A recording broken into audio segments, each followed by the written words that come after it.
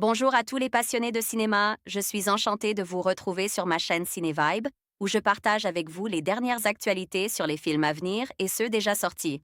Pensez à vous abonner pour ne rien manquer des nombreux contenus captivants à venir. C'est Studio parti! Canal, date de sortie, 9 mars 2022, durée, 2h02. Avertissement: l'avis des internautes, site officiel. Un pamphlet Romanière. Un avocat se voit confier une affaire, celle de défendre la conjointe d'une jeune femme décédée suite à l'utilisation d'un pesticide. Il ignorait alors que cette histoire allait le plonger dans une spirale où les conséquences économiques et politiques dépassent largement le cadre de ce premier procès. Caroline Dubois, single man, tout est dans le titre, Goliath. Alors que la caméra de Frédéric Tellier se focalise la majeure partie du temps sur les David, ces petites gens prêts à tout pour ne pas laisser triompher les firmes pharmaceutiques et leurs pseudo-arguments scientifiques, c'est l'autre camp qui a les honneurs sur l'affiche. Et cela se ressent grandement dans le traitement. Le mal, incarne par un excellent Pierre Ninet sous les traits d'un lobbyiste sans état d'âme, donnant lieu aux meilleures séquences, lorsque les différentes scénettes dédiées aux militants et combattants de l'ombre nous laissent malheureusement trop indifférents.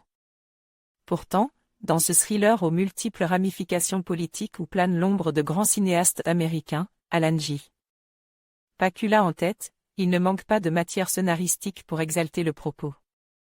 À travers les portraits d'un avocat, des membres d'un cabinet de consulting, d'une professeure de sport le jour, et ouvrière la nuit, et de son mari agriculteur ronge par le cancer, c'est à toute une corporation que souhaite rendre hommage le réalisateur, celle des métiers de la terre, où l'on ne compte pas ses heures et où l'on meurt dans l'indifférence générale, où la course au profit a rendu les rendements impossibles à tenir, banalisant le recours à de multiples pesticides, peu importe les dangers pour la santé.